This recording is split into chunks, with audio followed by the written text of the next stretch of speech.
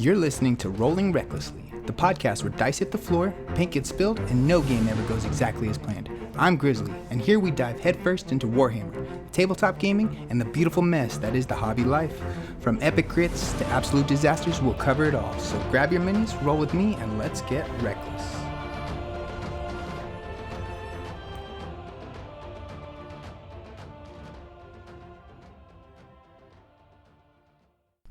Welcome back to Rolling Recklessly, the podcast where we dive into all things Warhammer Age of Sigmar. From epic lore and battlefield strategies to hobby updates and community stories. I'm your host Robert, aka Grizzly, and we're branching out into a faction focus that's rooted deep into the mortal realms. This episode is all about one of the most unique and thematic and personally meaningful factions in Age of Sigmar, the Sylvaneth. These are Alarielle's children, ancient spirits of the forest bound by bark, branch, and leaf, who fight to protect the natural order of the realms. Their roots run deep, their branches reach far, and even in the darkest of times, they remind us of new growth is always possible. We'll talk about their origins and lore, their roles in the battles like the Realmgate Wars and beyond, what makes them starting out as a painting and hobby project, and how they play on the tabletop in both Spearhead and full-size games. And along the way, I'll share my own journey with the Sylvaneth, because that was my very first army that hooked me to Age of Sigmar, and to this day, they remain my favorite. So grab your dice, gather your Wyldwoods, and let's leaf through the story of the Sylvaneth together. When we talk about the Sylvaneth, we're talking about more than just an army. We're talking about the living spirit of the mortal realms themselves. They aren't just warriors made of bark and branch. They're the echoes of ancient forests given form. Guardians of nature who fight to keep the cycles of life, death, and rebirth all in balance. Their roots trace all the way back to the world that was. Back then, the ever-queen Alarielle ruled as the goddess of life. Surrounded by her kin, Dryads, treemen, and forest spirits, when the world fell apart in the end times, her spirit endured. She carried the essence of her people into this new reality called the mortal realms. In the Age of Myth, when Sigmar's pantheon strode the realms, Alarielle flourished. She seeded the vast forest, pouring her soul into every leaf and branch. From those sacred groves rose the Sylvaneth, spirits bound by living bodies of bark and vine, connected to the pulse of Ghyran itself. They were not mortals reforged like Stormcast, but living extension of nature's will. But in the age of chaos that brought devastation, Nurgle, the god of rot and decay, set his eyes on Ghyran. To him, the realm of life was his ultimate prize, a place where endless growth could truly fuel endless corruption. The Sylvaneth became his chosen prey. Groves burned, sacred trees were defiled, and their numbers dwindled. Alarielle herself fell into despair, retreating into her hidden soul pod form, her grief so heavy that she withdrew from the war itself. This is where one of my favorite moments in their story begins. The Lady of Vines, one of Alarielle's most trusted lieutenants, a being woven from her very essence, led a caravan of Sylvaneth alongside their Stormcast allies. They were being hunted relentlessly by Torglug the Despised, a corrupted champion of Nurgle. Torglug was once a great warrior of the Order, but Nurgle had twisted him into a monster as he pursued Alarielle with a single purpose, to claim her soul for his festering god. The chase was brutal. Wave after wave of Nurgle's plague-ridden horde crashed against their fleeing Sylvaneth in the Stormcast. The Lady of Vines fought desperately to protect her queen, holding a line as corruption pressed from all sides. The caravan seemed doomed, their sacred goddess still weakened and vulnerable. And then, the sky split open. A blazing comet of celestial energy tore down from the heavens, and at its heart was the Celestant-Prime, Sigmar's chosen weapon. Descending like a thunderbolt, he smashed into Nurgle's ranks with divine fury. His arrival turned the tide of battle. The Prime carved through the Rotbringers, scattering Torglug's warriors, and bought the Sylvaneth the time that they needed to rally. In that moment, what felt like certain extinction blossomed into a renewed hope. That battle was not just a clash of armies, it was a turning point. Alarielle, carried by the devotion of her children and the interventions of Sigmar's champion, was reborn. No longer the passive goddess of life and growth, she returned in her war aspect, mounted upon the colossal Wardroth beetle, brimming with fury and ready to unleash the full wrath of Ghyran against chaos. From that point on, the Sylvaneth were no longer scattered spirits fighting a losing battle. They became a unified force, an army rooted in vengeance as much as in renewal. Their story has since become one of resilience, standing against Nagash's endless dead in the Soul Wars, resisting the earthquakes and destructions of Kragnos and the Broken Realms, and continuing the fight wherever the balance of nature is threatened. At their heart, the Sylvaneth embody both sides of nature. They are the gentle beauty of the growth of rebirth, but they are also the savage thorn and root in the forest that is under attack. They bend, but they do not break. They are the living proof that in the mortal realms, the land itself will rise to fight back when wounded. Now that we've discussed the roots of their story, let's branch into how the Sylvaneth grow into the hobby desk. One of the things that makes the Sylvaneth so special to me is how much their models reflect their lore. They aren't just warriors with swords or axes, they're living forests brought to life in miniature form. Every sculpt feels like it carries a piece of Ghyran in its base. They have a full range of iconic kits. You've got Dryads, the rank-and-file forest spirits who can swarm the tables, towering tree lords, bringing ancient might to the battle, while the Kurnoth hunters are perhaps the most beloved units in their line, versatile and imposing with their bows, scythes, or swords. And of course, there's Alarielle, the Everqueen herself, one of the most striking centerpiece models in all of Age of Sigmar, mounted on her colossal Wardraft beetle. Hobby-wise, the Sylvaneth are a painter's playground. Their sculpts are organic, full of bark textures, flowing vines, and spirit glow details. They're forgiving for new painters. Dry brushing bark or layering leaves gets you tabletop ready results pretty quickly. They're also scaled beautifully for advanced painters who want to push the shading, glowing spirit effects, or even seasonal theming. For me, what makes them especially great is they're approachable for newer painters and rewarding for veterans. Honestly, the Sylvaneth are one of the armies that can look good with relatively simple techniques. Even just contrast paints can make the bark and leaves pop in a way that makes them feels natural and dynamic. That's how I approach mine. Fairly straightforward methods, but the models themselves do so much of the work. That's exactly what I've leaned to with my own Sylvaneth. I've painted and fully based most of my army with tufts, plants, and stones that bring the living forest vibes to the table. Each unit is themed to a different season. My Kurnoth hunters come in two different sets, painted, a winter-themed squad with scythes, and a summer-themed squad with swords.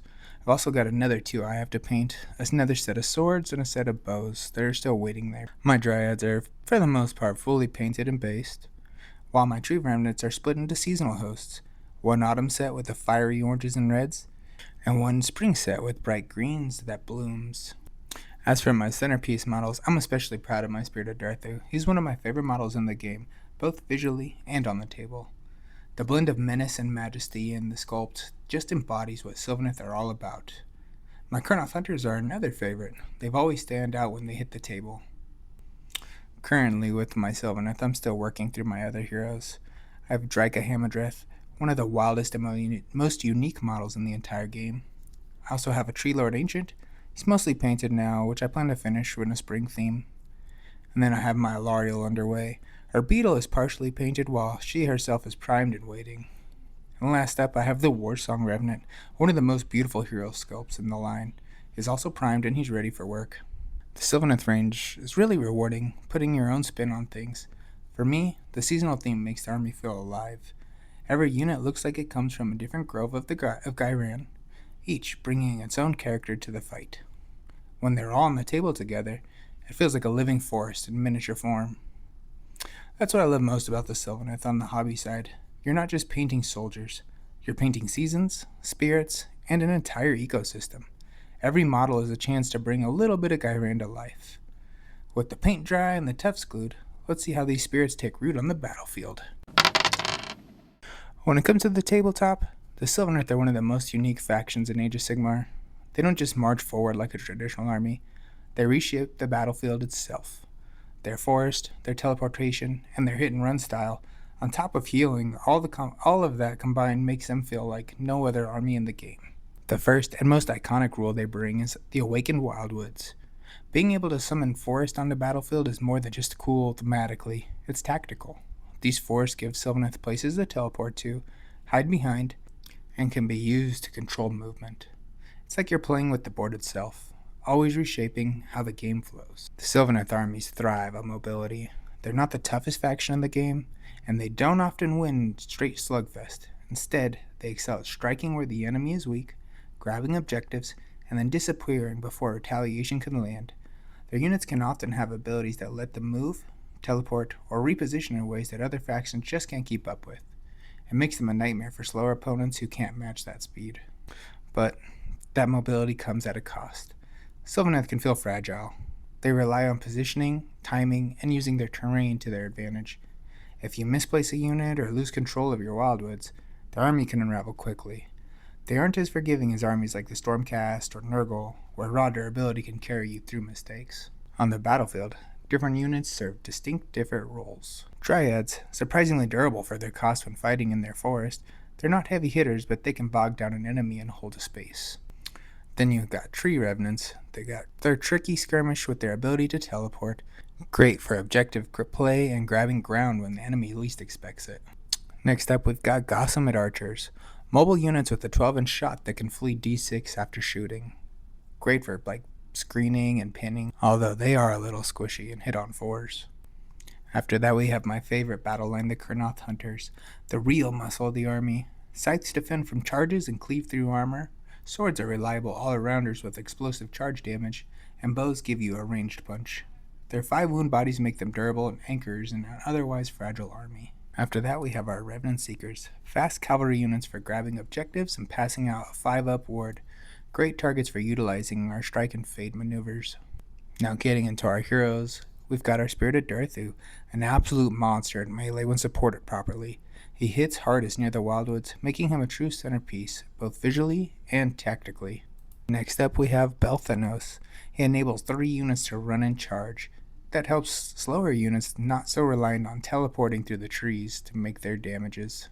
After that, we have our Warsong Revenant, the magical backbone of the army, able to pump out mortal wounds in an area where near a forest. He also gives a 6-up ward bubble about 12 inches. And lastly, we have the Ever Queen herself, Alarielle. At 680 points, she's a huge investment, but she brings everything: summoning, healing, powerful spells, and devastating melee on her beetle. She can swing entire games if she's used properly, or flop. In terms of playstyle, the Sylvaneth are often described as a guerrilla army. You pick your battles, punish overextension, and dance around your opponents with teleports and hit and run strikes. They reward careful, patient play, and a good eye for positioning. But on the flip side, they can struggle against armies that ignore their tricks. If your opponent can shut down teleports, burrow in your forest, or flood the board with more bodies than you can handle, Sylvaneth have a hard time clawing back. They're very much a finesse army. When everything clicks, they're unstoppable. When it doesn't, they can fold pretty quickly. For me, the highlights of playing Sylvaneth is when the moment when your opponent thinks that they've got you pinned, and then you step through your Wyldwoods, redeploy half your army, turn the tables. It's satisfying, it feels thematic, and it makes Sylvaneth games some of the most memorable I've ever played. An example of how a game might flow would be: Turn 1, the Sylvaneth set the stage. A Wyldwood drops onto the battlefield in a key lane, cutting off enemy movement and giving teleport options. Dryads or Tree Revenants move up the screen, while Kurnoth Hunters hold back, waiting for the right moment. The enemy pushes forward, thinking that they can box you in. Turn 2, the forest comes alive. The Spirit of Durthu and Kurnoth Hunters step through the Wyldwoods, suddenly appearing in enemy flanks. They hit a key unit hard, deleting something off an opponent that thought was safe. Meanwhile, Tree Revenants teleport across the board, grab an unguarded objective, already leaving the opponent forced to pivot and react. Turn 3, the counterattack comes, but Sylvaneth don't stick around. Using teleports and movement tricks, the army withdraws to safer ground, leaving behind screens of Dryads to slow the enemy down. While the opponent wastes time breaking through, the Sylvaneth keeps scoring on objectives and tactics. Then by turn 4 or 5, it's the late game. The board is already littered with Wyldwoods. The Sylvaneth are everywhere and nowhere at once. Durthu is still a threat, cutting down elite units near the forest, while the Warsong Revenant pumps out mortal wounds in the midboard. The opponent is spread too thin, and the Sylvaneth win, not by brute force, but by control, using speed, forest, and precision strikes to outlast and outmaneuver. That's really the Sylvaneth in a nutshell. They're not about meeting the enemy head-on. They're more about growing roots where the enemy least expects it, and then striking like a storm when the time is right. Now, as we wrap up our Sylvaneth spotlight, I think it's worth taking a step back, like looking at the whole forest instead of just one tree. What makes the Sylvaneth so special, it just isn't their rules or their models. It's how they embody the spirit of Age of Sigmar itself. They're a faction that grows, adapts, and changes with the battlefield. They don't win by brute force alone, but by finding the cracks in the enemy's armor, slipping through, and taking root where no one expected it. For me, the Sylvaneth are a reminder that every army in Age of Sigmar is more than just rules and war scrolls. They're stories, and Sylvaneth's story is one of the survival, transformation, and balance. They're nature's duality, life and death, growth and decay, beauty and wrath. As a Sylvaneth player, you really feel that tension. Do you lean into their fragility and play carefully? Or do you risk everything on a bold strike? Every game feels like tending a garden. Sometimes the seeds flourish, sometimes they wither and die, but it's always memorable. And it makes me wonder, where did they grow from here? Will Alarielle's story keep them in the spotlight? Or will the Sylvaneth remain one of the mortal realm's hidden guardians, striking from the woods only when needed? On the table, they demand a similar mindset. You can't just charge in headlong like Oryx and soak damage like Nurgle. You have to think like a tree. Sometimes patience, sometimes striking, always adapting to the light or the shadow of the battlefield. And when it all comes together, there's nothing quite like watching your forest grow across the board while your opponent scrambles trying to keep up. Thank you for joining me today under the canopy for our Sylvaneth episode deep dive. I hope you enjoyed exploring their lore, their place on the battlefield, and what makes them such a unique part of Age of Sigmar. I'd love to hear your own Sylvaneth stories, whether it's a paint scheme you're proud of, a battle you'll never forget, or just why the Forest of Guidram inspires you. You can share those with me on Instagram at rolling_recklessly_podcast or by email at rollingrecklesslypodcast@gmail.com. Still have a few more days till the 1st, so don't forget, Nurgling contest is ending then. Go ahead and head over to Instagram and check out for details. Also, now we're live on YouTube. Check out the page where I'll post all episodes over there, and we have some fun content planned as well. I'm excited to share. Until next time, may your crits be high, your paint never dry, and your rolls ever reckless.